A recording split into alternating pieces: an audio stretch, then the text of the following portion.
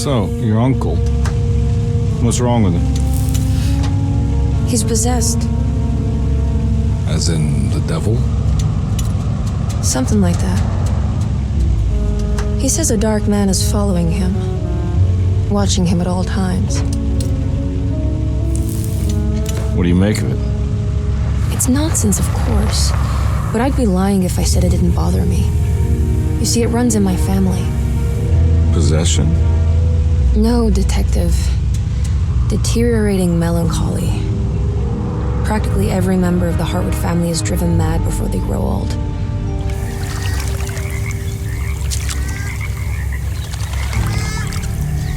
But Jeremy didn't kill himself. Is that why he's at Derceto? Despite being convinced that he is truly possessed, he decided to put his last chips on Dr. Gray and his psychoanalysis, figuring he might stumble upon some cure.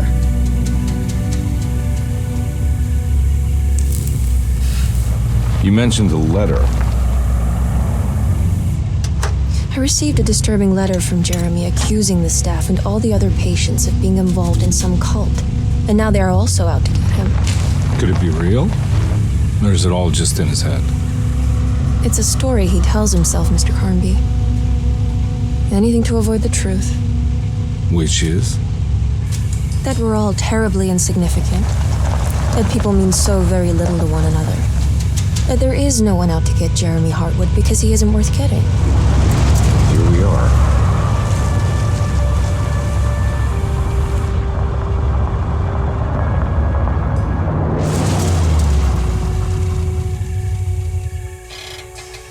My uncle's not well, Mr. Carnby. I want to make sure he's all right. Then what's my part in this? You couldn't get a cab? I just wouldn't feel safe going alone.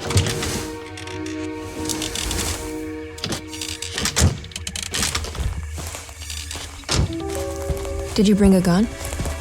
Yeah. You think it'll actually come to that? No. But you might need to wave it around depending on how agreeable the staff will be.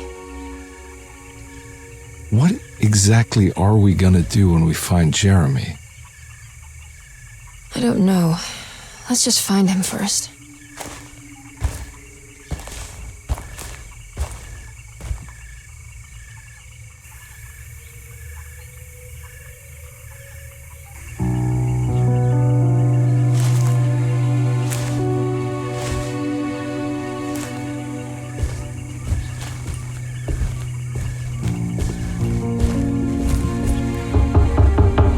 Hello?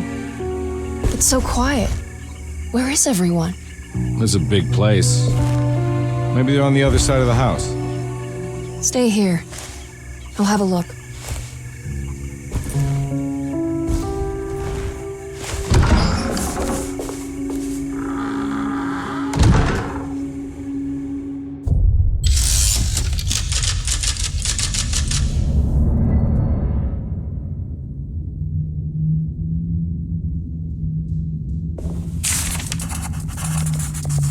Surprised by her own reckless decision, Emily found herself breaking into Derceto.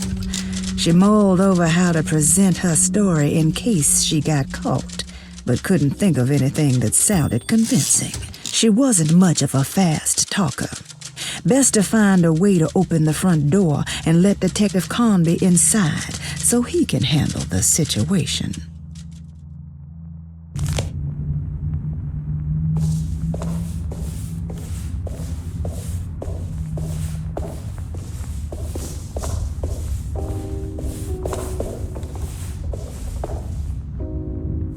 What's this?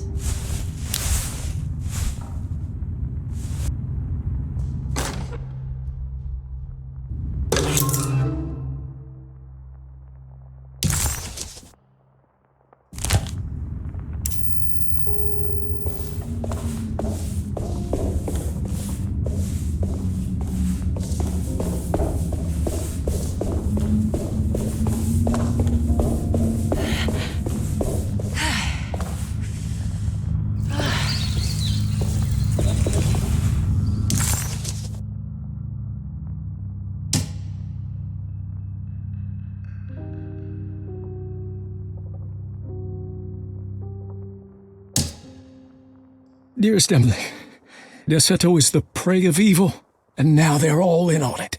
The staff and all the patients are nothing more than a mindless cult set to awaken the bayou.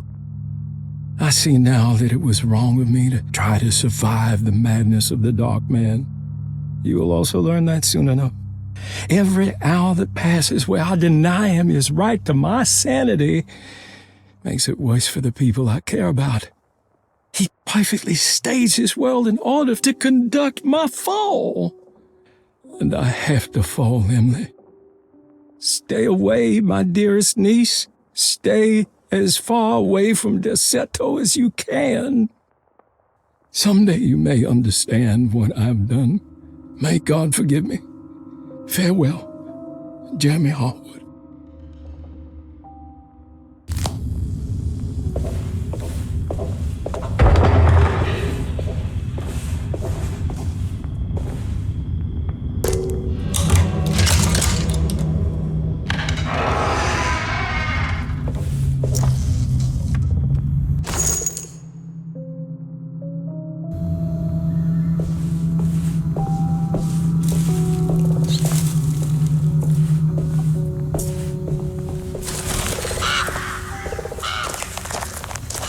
I don't think I'll be able to get in there.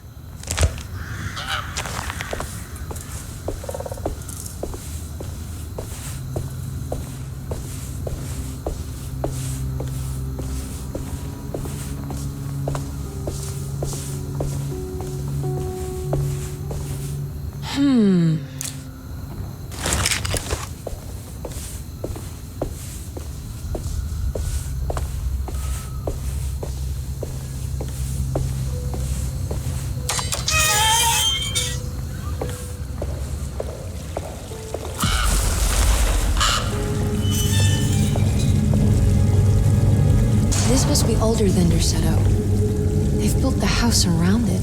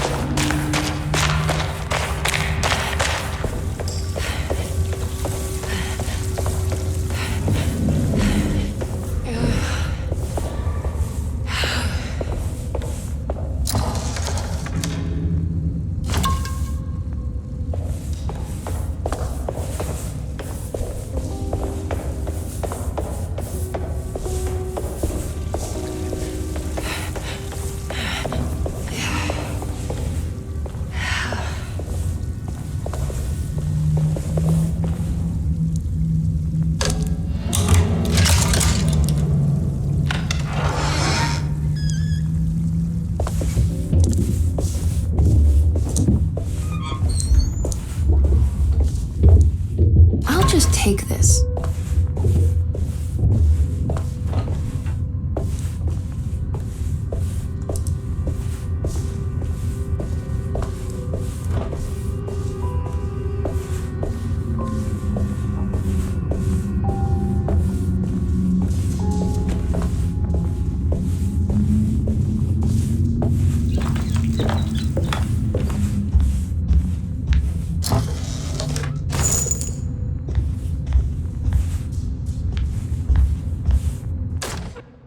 Every day your silence weighs a little heavier. It's been a difficult year for everyone, and many have lost all hope. I read in the papers about people suffering. Pictures of dust-covered landscapes without a drop of water. I wish I knew if you were still tending the earth or if you had turned your back against us.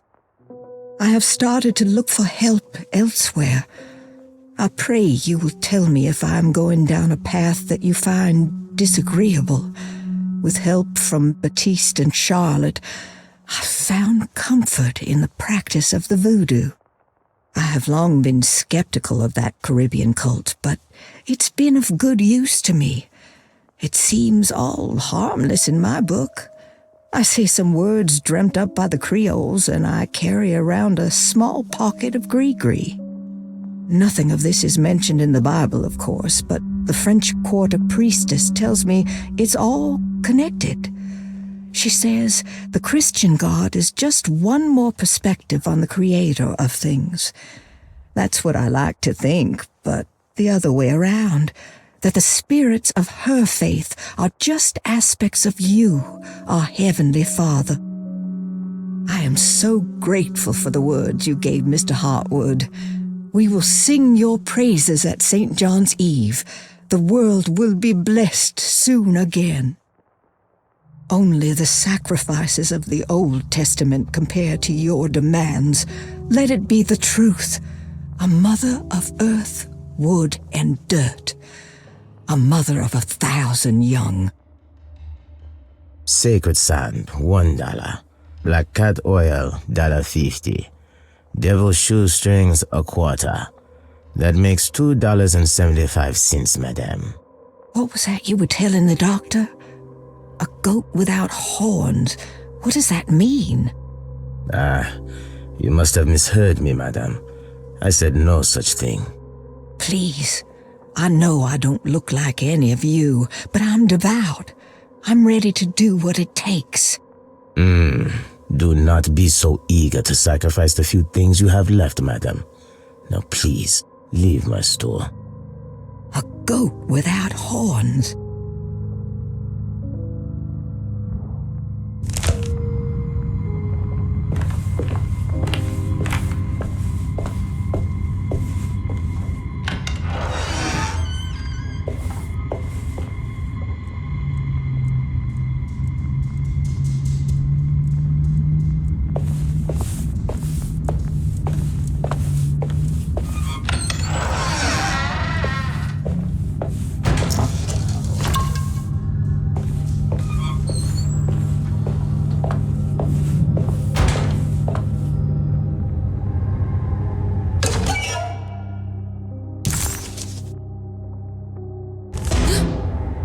What was that?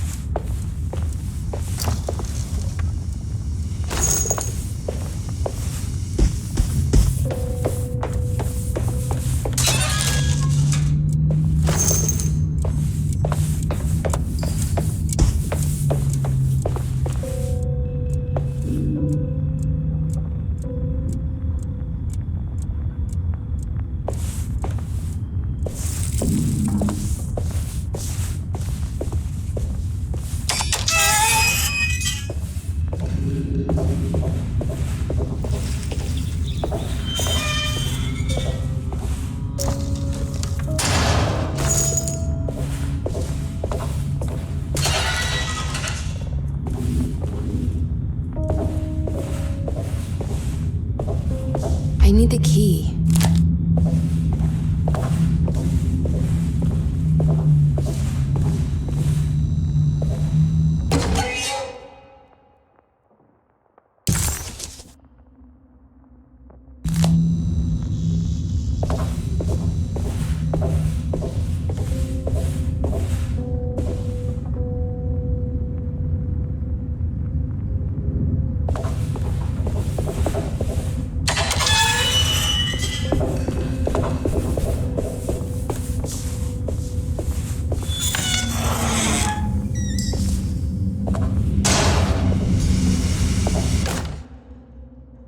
Please do not touch the boiler.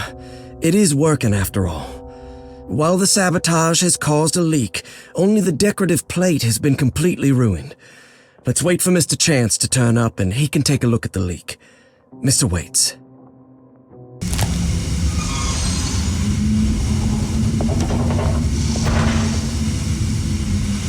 That doesn't look safe.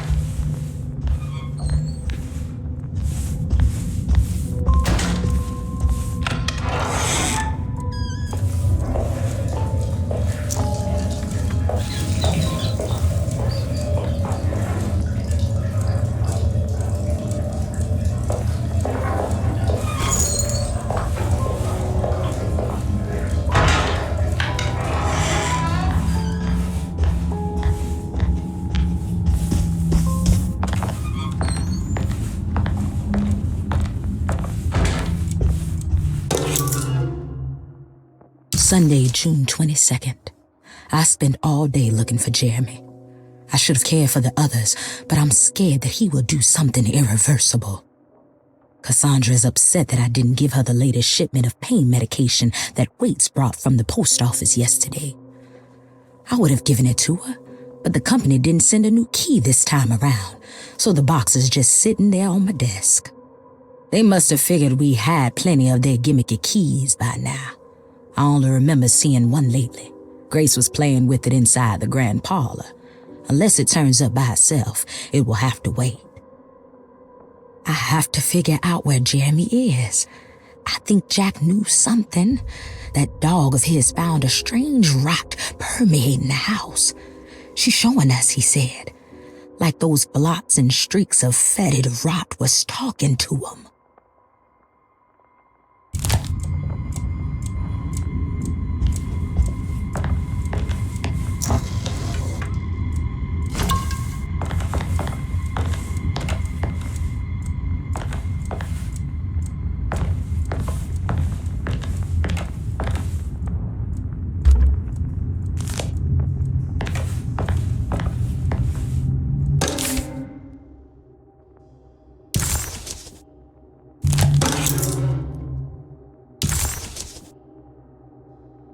Now what's this?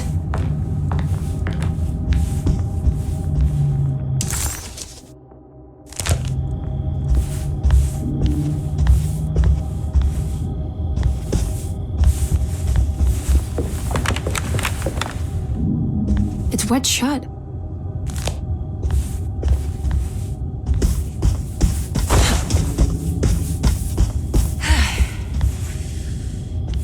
It looks important.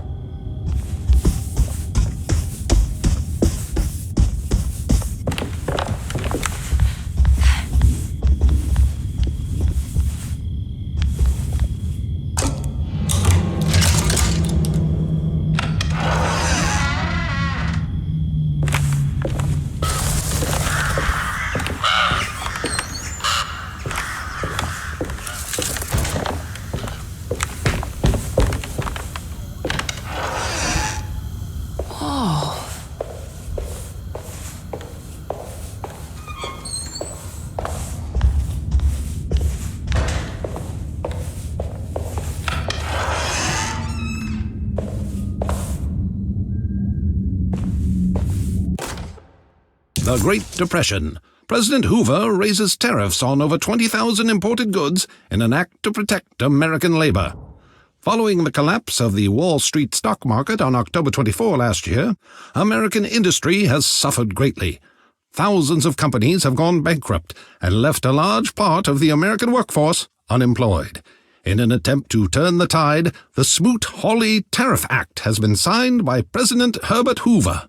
By regulating commerce with foreign countries, the government hopes to encourage the industries of the United States to compete with cheap foreign imports. Superstition on rise. New Orleans voodoo stores and spiritual mediums see increased profit during troubled times. While the market has faced hard times ever since Black Thursday of last year, voodoo doctors and snake charmers see significant rise in number of customers.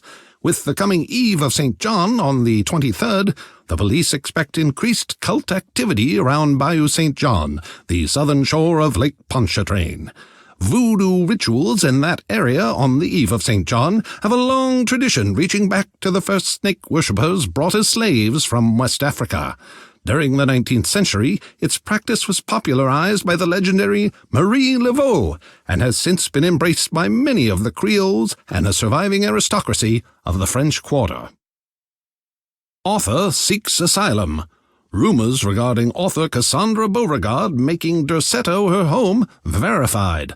Derceto Hospital is an old plantation building on the eastern shores of Lake Pontchartrain. While often considered an asylum for the insane, residing Dr. Elmore Lee Gray prefers to think of it as a convalescent home, a place where you can go to rest.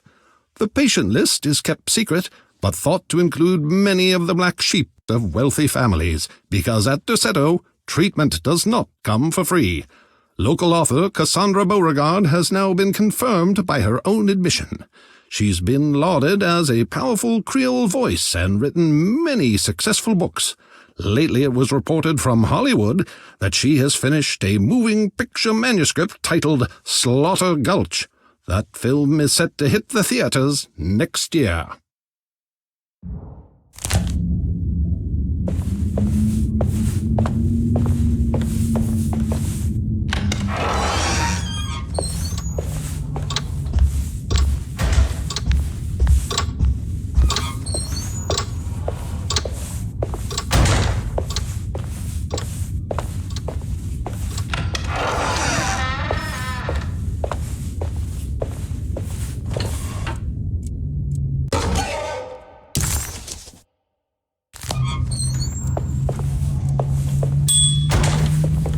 I need the key.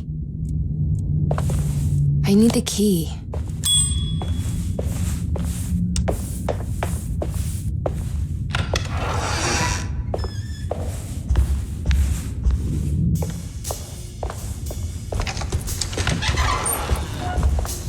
Wait, don't.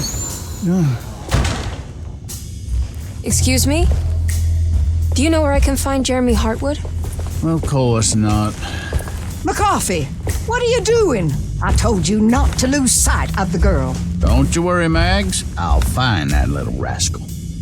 Who are you people? What are you doing here? I'm sorry about all this, but I'm looking for my uncle. His name is Jeremy Hartwood. What are you doing, child? You shouldn't be alone. Go find McCarthy. Who are you? Are you here for the Fay Dodo? Go upstairs now. My name is Emily Hartwood. I'm the niece of Jeremy Hartwood. This is Detective Carnby. The police? Why are you here? No, I'm a private investigator. Sorry to bother you. My client's worried about her uncle.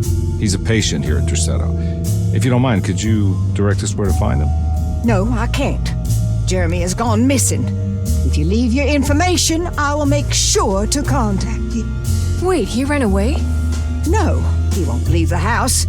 He's around here somewhere, and both of our orderlies are looking for him. That's unacceptable. Where's Dr. Gray? I want to speak with him immediately. Fine, I'll ask him. Wait here and don't touch anything.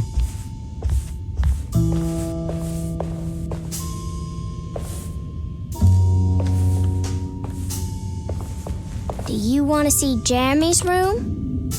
Can you show us? Follow me.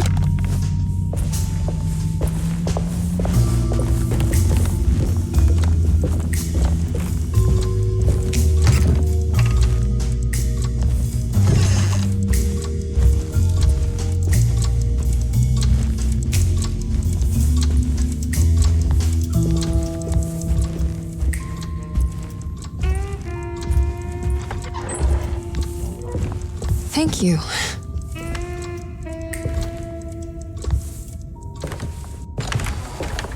Strange kid. Let's look around, see what we can find.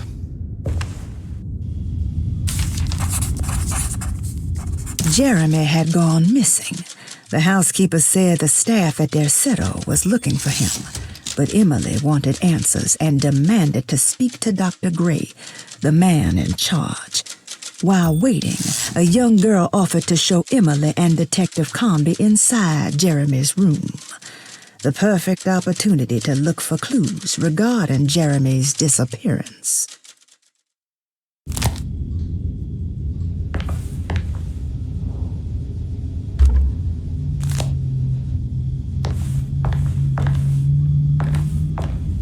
What kind of stuff are we looking for? I've never been part of an investigation before. Letters, diaries, receipts, all sorts of notes.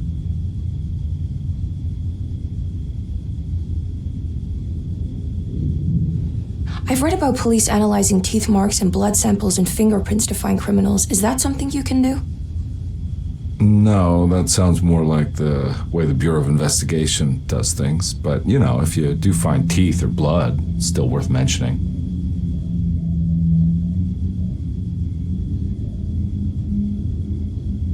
We should talk to Dr. Gray when we're done here. He's the one who runs the hospital. He must know something about what's happened. Yeah, I just want to get a feel of what we're dealing with here first. Of course.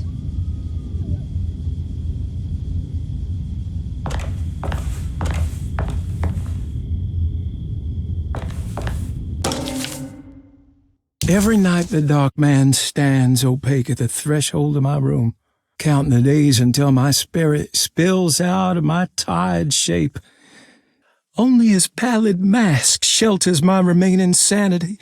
Staring directly into the face of that demonic sultan would surely sunder time itself. Would he have looked the same to my father as he struggled for his life? Does his veiled face haunt my niece quite the same way? I wish so that I could rest my soul in that sunburnt convent of Tarawea. Would I find you there, Juan? Or Senora Perosi, back from the beyond? Every night I hide from him, moving from one misshapen memory to another. Scenes conjured out of fantasy and delirium. Places I struggle to even paint. I wish I understood your death, Senora. Is there anything I could do for you but bury you in that bleak necropolis? That triumphant chapel rising above the ledges and the oven vaults shall be your sepulchre, where you may rest, and I shall weep. How did you first come to understand such things, Senora? How did you know that the battered boiler in the basement would lead me to Lafayette Cemetery? Or how the old upstairs clock, with its astronomical motifs, would take me to that hateful mound outside of Claremont Harbor? Those are my memories, my past. Is there perhaps a chance, if ever so small, for me to see Tarawea? Oh, I want that more than anything. Please, let my talisman take me there. Let me sit with Juan under his Bodhi tree. Despite having sold me that talisman, Miss Jackson, the voodoo priestess, revealed none of her secrets to me. That's why I had to travel to Tonka. Instead, she cruelly told Baptiste, my caretaker, that he would be betrayed and killed in the most awful way, that the one he loved would pierce his thigh with a sharp spear, and that he would be devoured by his own mother. What a terrible thing to say. The people of Derceto are becoming dangerous. They do not understand what they are doing. I must do something to stop them. I tried talking to Dr. Gray, but he confuses my worries. He's caught up in treating me. How can he expect evil to be cured with medicine and conversation? The orderlies, the housekeeper, and the patients are all deranged. They will call upon evil to enter this world. All will be lost. Everything. Unless I can find the clerk, Mr. Waite. He seems to be a clear-thinking man. Maybe Beauregard. The dark man offered me a prison, and I accepted. I signed that miscarried contract and entered the dark pact. Everyone is safe, except for me.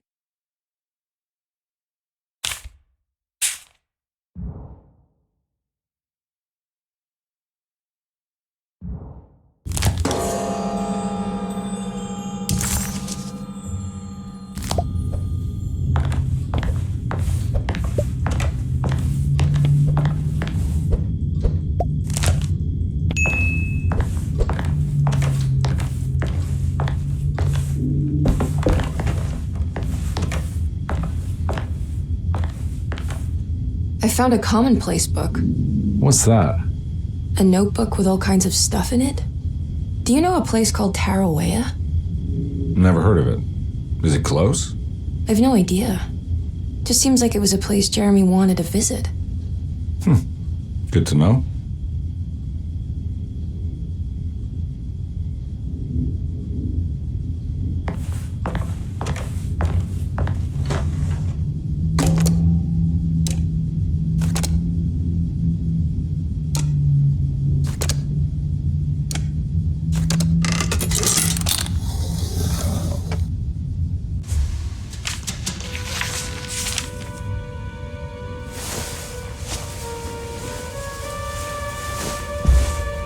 Have you ever seen anything like this? Looks like a talisman. You mean like this one?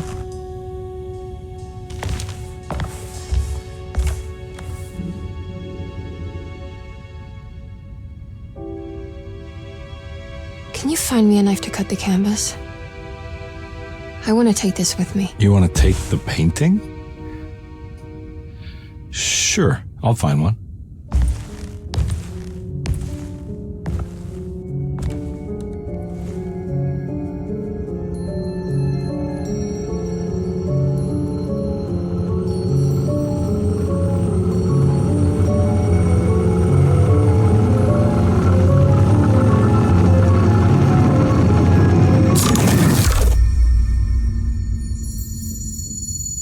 I found this tube as well. Should keep it safe for you. Do you want to carry it, or should I? Miss Hartwood? Emily? I'll take it. Thank you. We're done here, right? I'm not sure. I don't know how to do any of this. Listen, I think we should talk to Dr. Gray. He must know something about what's going on around here. Okay. Let's do that.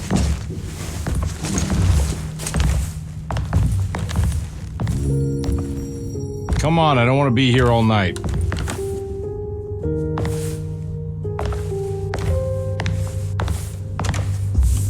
Detective Carnby?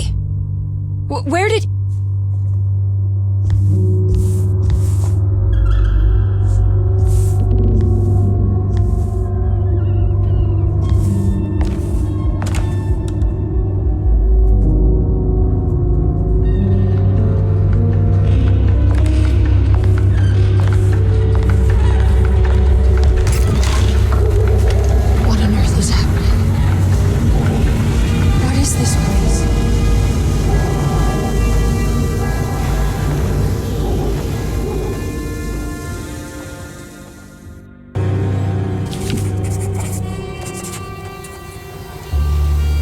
Emily had never seen the French Quarter quite like this, dark and alien. The only possible refuge she could see from Jeremy's balcony was a bit of light coming from a corner store.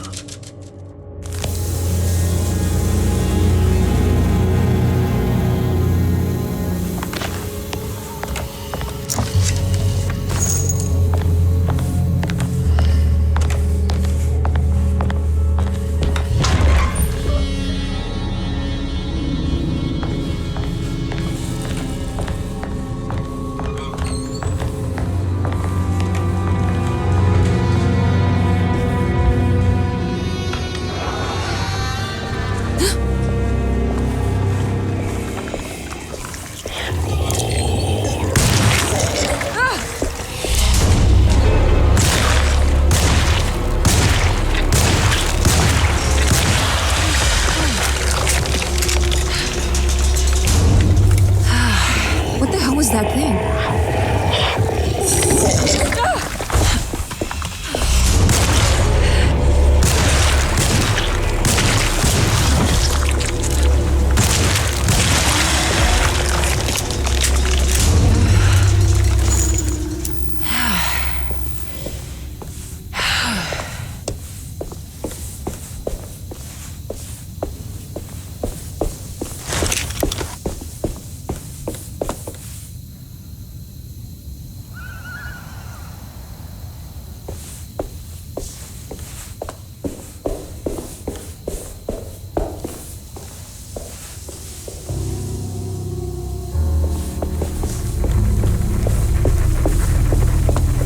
Can't go that way.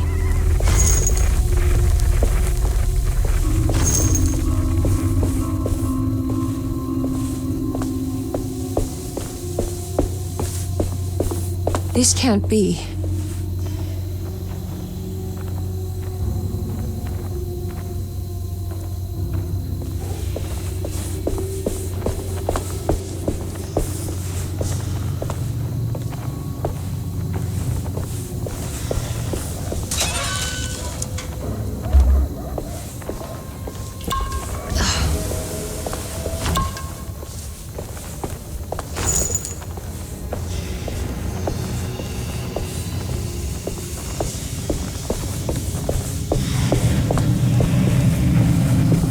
Can't go that way.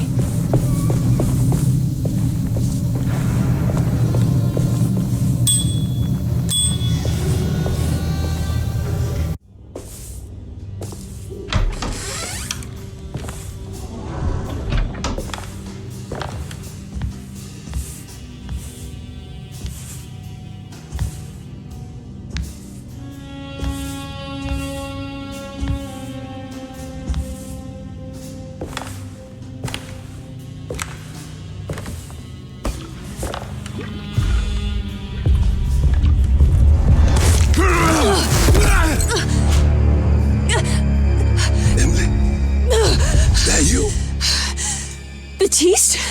How'd you get here? I was back at Derceto, looking for my Uncle Jeremy. Jeremy's your uncle? I didn't know. Why would you? You're still working at Derceto? Yeah, both me and Lotta stuck around. We're real orderlies now. You remember my sister Lotta, don't you? What happened, Baptiste? How are we here? You know about the dark man haunting your uncle? I'm familiar with his mental state. I think we all in his head somehow. Cause these streets are real, but they're not like on any map. Nah, this is like when you remember something, but in the wrong way. Do you know how to get back to Derceto? I'm not safe here. Truer words have yet been spoken, Mrs. Marcus. Don't call me that. It's Miss Emily Hartwood. There's no reason to call me anything else. I'm sorry, Miss Emily. I'm just trying to tell you like it is. This place ain't safe for no one.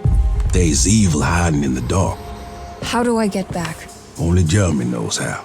He has this juju necklace guiding him. You mean this talisman? Just like it. He says it's been protecting him ever since he got it from Miss Jackson down the street. You know where it came from? Have you been there? I was there no more than 1 hour ago looking for Jeremy. Locked it up to keep the ghouls from getting inside. You can have the key if you want. Thank you. I'll take a look. Stay safe, miss.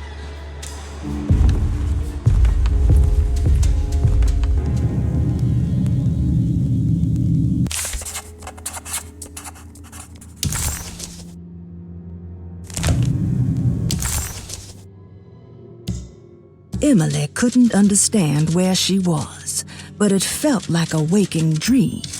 Baptiste, who she vaguely remembered from her past, claimed to work as an orderly at Derceto. He was also looking for Jeremy, and seemed to imply that he was chasing him through Jeremy's own mind. Maybe this wasn't Emily's dream, but Jeremy's, and she was trapped inside somehow. Baptiste suspected that Jeremy was in some control due to a talisman that he had been given by a Miss Jackson, a name Emily recalled to be one of the many voodoo witch doctors in the French Quarter. In hope to find a way back to Derceto, Emily set out to find Miss Jackson's place.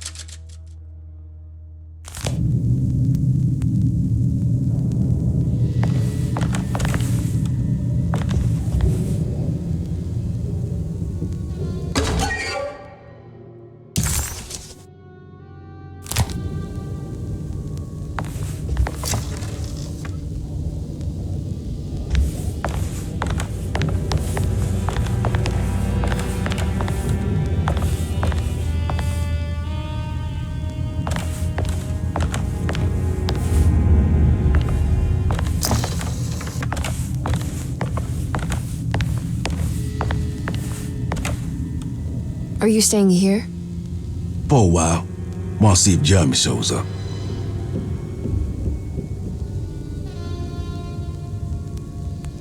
Your sister, she also works at Derceto? Yeah, she the one who got us jobs.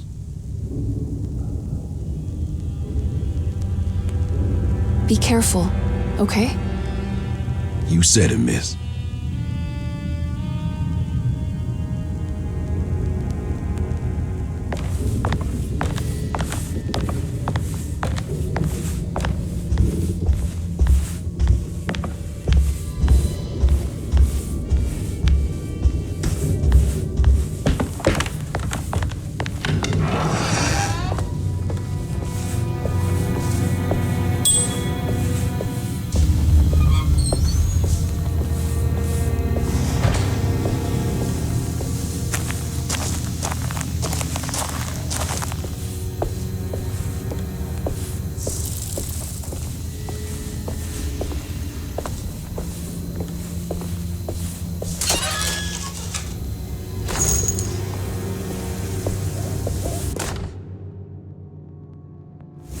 Now what's this?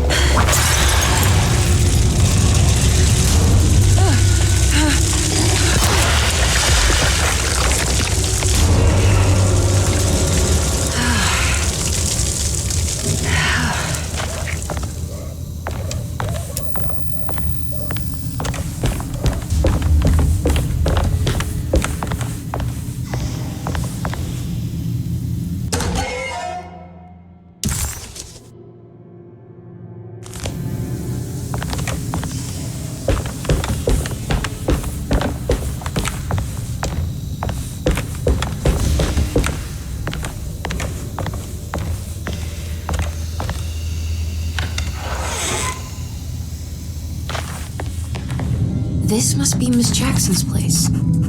Let's see if we can find out more about Jeremy's talisman. Emily found this waking dream disturbingly persuasive. If this was Jeremy's world, what did that mean? Was the Hartwood family suffering a literal curse? Was the dark man, that ghoulish specter haunting Jeremy, an actual supernatural being? Emily pushed her thoughts aside and focused. She needed to find out about the talisman and get back to Derceto.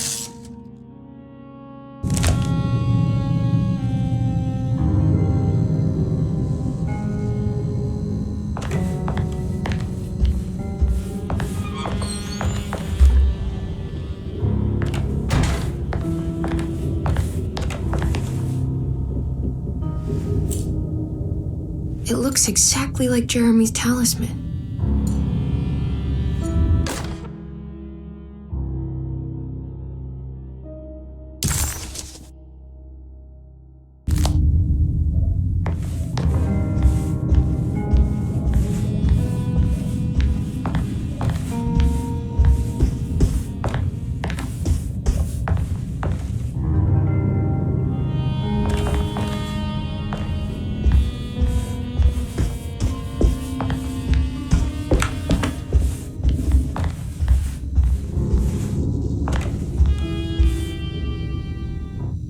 I think it's meant to hold the talisman.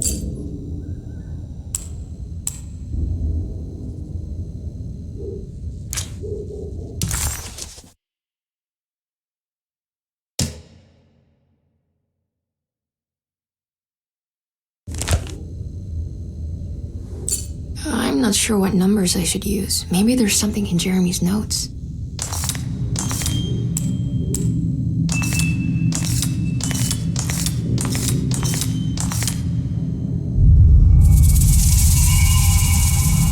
What's that picture in the glass? Where is that?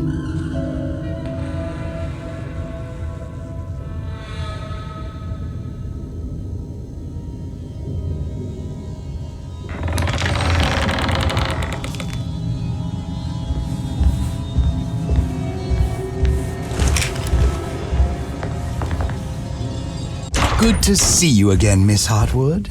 Mrs. Thompson told me you were here. She also alerted me that you brought a detective with you. I'm very curious to hear what this is all about. You don't remember me, do you, Miss Hartwood? We met at your family's house in the Garden District, when your uncle was about to be admitted under my care. No, I remember. Sorry. I'm not really feeling well. Oh, in that case, have a seat. Let me make you a drink. I don't seem to have made much of an impression on you. On the other hand, I can vividly recall you and your parents. Because of our cheerful disposition, I'm sure. You are far too intelligent to think that. You come from a joyless family, Miss Hartwood. The only amusement I took from my visit was discovering that the young lady's drink was an old-fashioned. Very astute. Is that supposed to make you seem attentive or intelligent? Whatever you prefer. Are you ready to tell me why you are here, Miss Hartwood? And why you brought a detective? I received a letter from my uncle. He seems certain that he was in danger here. If I find out you're treating him badly, I'll be taking him back with me to New Orleans. Really? Is he going to live with you in your tiny garçonniere? That would be a spectacular way to ratify your spinsterhood. Because you are well aware that your father would never let him back in his house. No, I have it. Maybe you can bring him back up north. You've been wanting to move back for quite a few years, haven't you? You always preferred your mother's side of the family. Jeremy is free to leave with you. I won't object. However, there is one problem, as you might have learned. He is, in fact, missing. Do you know where he could have gone? No, I'm afraid I don't. I have my staff looking for him. I'm sure he will show up eventually, especially if he learns that you are here. He is quite fond of you. What can you tell me about his condition? I never heard a proper diagnosis.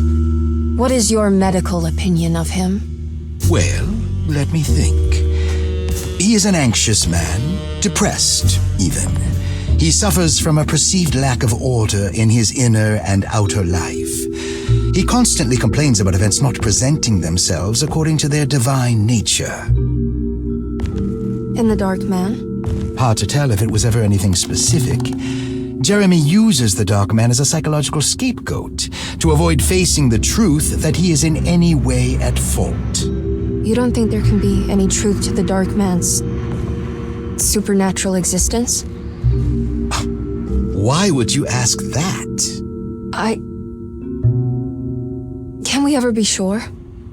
If the Dark Man is some sort of evil presence that is in possession of Jeremy?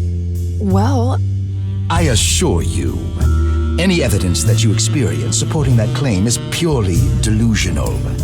Don't get caught up in mass hysteria, Miss Hartwood. You wouldn't want to take your uncle's place in this hospital, would you? I'll be leaving now, Doctor. I need to keep looking for my uncle. Do so, Miss Hartwood. I'll let you know if he shows up.